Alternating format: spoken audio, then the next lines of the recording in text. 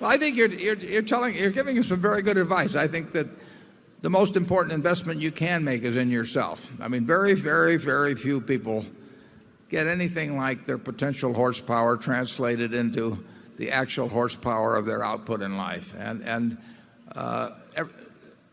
potential exceeds realization to just an enormous factor with so many people. And one illustration you might try with your class, I tell them this when I talk to high school groups.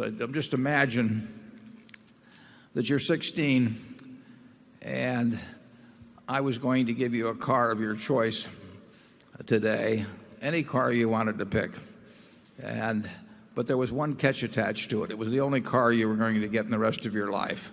So you had to make it last there. You can pick out the fanciest one you want, a Maserati, whatever it might be. How would you treat it? Well, of course, you would read the owner's manual about 5 times before you turned the key in the ignition. You'd keep it garaged. Any little rust you would get taken care of immediately. You'd change the oil twice as often as you were supposed to, because you know it has to last a lifetime.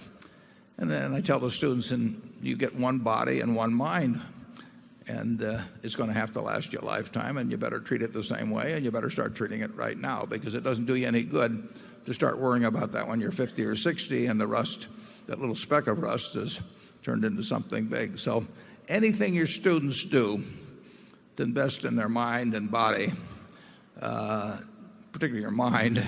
We didn't work too hard on the bodies around here, but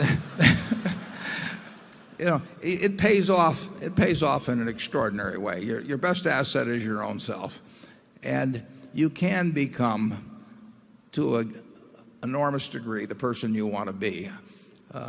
When I get classes in universities, I just ask them to imagine they were going to buy one of their classmates to own 10% up for the rest of their life. Which one would they pick?